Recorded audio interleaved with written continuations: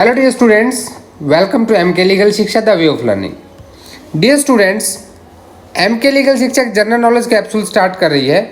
देखिए, अभी general knowledge भी आपके जुडिशरी एग्जाम में काफ़ी इंपॉर्टेंट हो जाता है, तो हम यहाँ पे करंट अफेयर्स के साथ साथ में जुडिशरी से रिलेटेड लीगल जीके और आपकी जो जनरल नॉलेज के करंट अफेयर्स हैं वो सारे के सारे यहाँ पे कवर करेंगे। अगर अभी तक आपने चैनल को सब्सक्राइब नहीं किया है तो सब्सक्राइब जरूर कर लें और साथ ही बेल आइकन को भी प्रेस करें, जिससे आपको नए वीडियोस के अपडेट्स मिलते रहें। देखिए, सबसे पहला क्वेश्चन जो आपके सामने आता है कि रिसेंटली ना एक एंटार्क्टिका में एक आइसबर्ग उससे अलग हो गया था, टूट गया था। तो ये इसका नाम रखा गया था, कुछ क्या नाम रखा गया था? तो देखिए, जैसा जो रिसेंटली हुआ था ये एंटार्क्टिका है।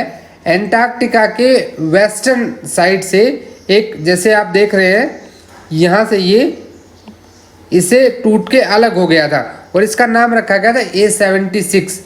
इसका जो एरिया है वो 4320 स्क्वायर मीटर, जो कि अब तक का सबसे लार्जेस्ट माना जाता है और ये वेडल सी में फ्लोट कर रहा है अभी। ठीक है, ये क्वेश्चन बहुत इंपॉर्टेंट हो जाता है, इन सभी क्वेश्चंस को नोट कर लें। करंट अफेयर्स में माय डियर फ्रेंड्स इनमें से कोई ना कोई क्वेश्चन 100% आएगा और आपको अच्छे मार्क्स भी देकर जाएगा। आगे चलते हैं। इंडियन मेट्रोलॉजिकल डिपार्टमेंट ने अभी जो हमारे पास एक साइक्लोन आया था तोतके, जिसे ताउते के नाम से फेमस हुआ, इसकी स्पीड कितनी की थी? देखिए, इंडियन मेट्रोलॉजिकल डिपार्टमेंट, भारतीय मौसम विभाग, तो जो भारतीय मौसम विभाग है इसने इस चक्रवात की गति को कितना मापा था भारत में? तो वो जो है 150 से 160 किलोमीटर पर आवर तक है। अब जो ताउते आया था, ताउते का जो किसने रखा था? Which country named this cyclone? तो म्यांमार ने इसका नाम रखा था। ये बे ऑफ बंगाल से उठा था और यहाँ के म्यांमार ने इसको रखा था। इसने ईस्टर्न को हिट किया और ये कहाँ तक आया आपका? 14 मई से लेके 19 मई तक जो है आपका ताउते चक्रवात इंडिया जो है ये 14 मई को बे ऑफ बंगाल से चला और 19 मई को ये ख़त्म हो गया। इस दौरान भारत में जो इसकी स्पीड थी वो 150 से 160 किलोमीटर पर आवर के बीच में रही थी और गुजरात कोस्टल को बहुत दिनों के बाद किसी इतने बड़े तूफान ने हिट किया था यहाँ पे। नेमिंग प्रोसेस इंडिया में कब शुरू हुई थी? देखिए, जो आपका इंडियन मेट्रोलॉजिकल डिपार्टमेंट है ये यहाँ पे नाम रखता है। इंडियन मेट्रोलॉजिकल डिपार्टमेंट से रिलेटेड क्वेश्चन आ सकता है कि इसकी स्थापना कब हुई थी?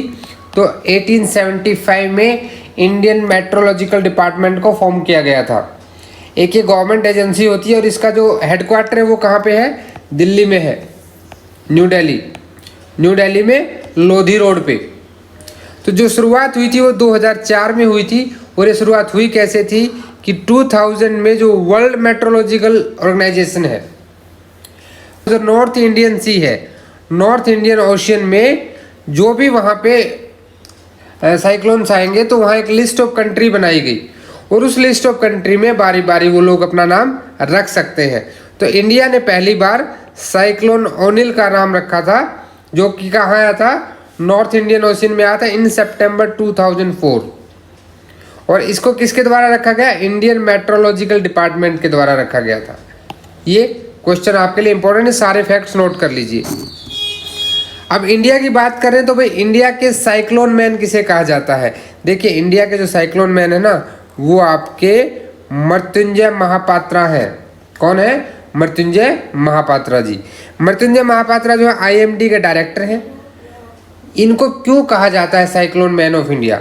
देखिए, 1999 में इंडिया में एक साइक्लोन आया था जिसका क्या नाम था? फेलिन। तो इसके बारे में इन्होंने जो प्रेडिक्शन दिया था वो बहुत ही एक्यूरेट प्रेडिक्शन था। तो because of that accurately predicted the path of this cyclone Phelan, जिसने उड़ीसा के कोस्टल एरिया को हिट किया था।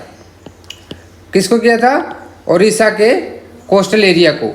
तो ये इसलिए ये वो महान व्यक्ति जिन्हें साइक्लोन मैन ऑफ इंडिया कहा जाता है। अभी भी डायरेक्टर जनरल है इंडियन मेट्रोलॉजिकल डिपार्टमेंट के। 2020 में सबसे डेंजरस साइक्लोन कौन सा था? तो सबसे डेंजरस साइक्लोन एम्फान था। एम्फान सबसे क्यों था डेंजरस? देखिए इसने ईस्टर्न इंडिया को स्पेशली वेस्ट बंगाल में बहुत ज़्यादा नुकसान पहुंचाया था। इसकी स्पीड 260 किलोमीटर पर आवर तक मापी गई थी। टोटल जो फैटिलिटीज हुई थी 118।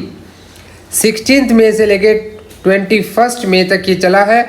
और आपका जो हमारा अभी ताउते है, ताउते कब तक चला है हमारा? ताउते चला आपका 14 मई 21 से लेकर के 19 मई 21।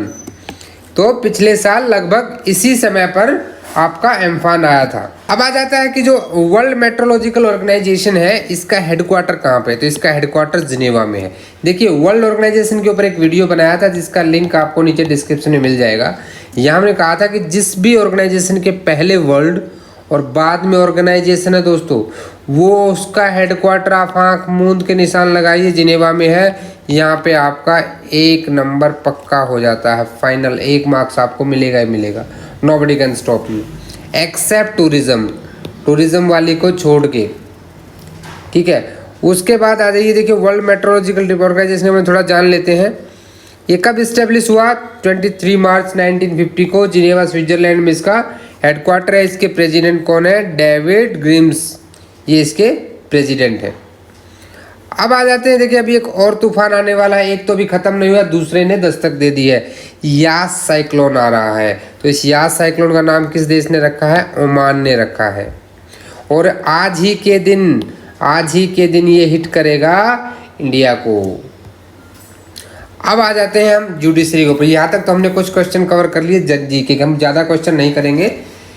देखिए सुप्रीम कोर्ट ऑफ इंडिया जो कब एग्जिस्टेंस में आया? तो 26 जनवरी 1950 को हमारे सुप्रीम कोर्ट को भी साथ में दे दिया गया, यानी कि सुप्रीम कोर्ट एग्जिस्टेंस में आ गया उस दिन।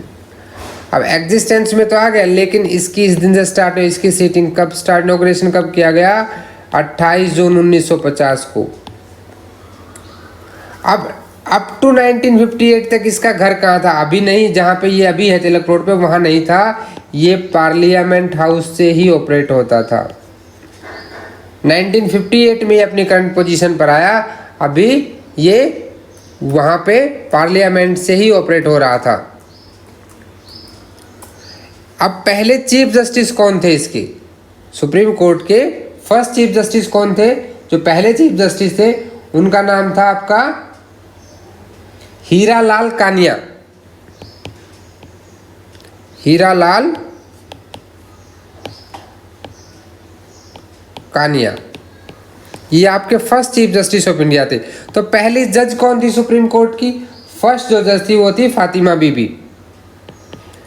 फातिमा बीबी फर्स्ट वुमेन जज थी, कहाँ की? सुप्रीम कोर्ट की। अगर पूछ लिया जाए कि भाई पहली वुमेन जज इंडिया में कौन बनी थी, तो जो पहली वुमेन जज बनी थी इंडिया में वो बनी थी अन्ना चांडी।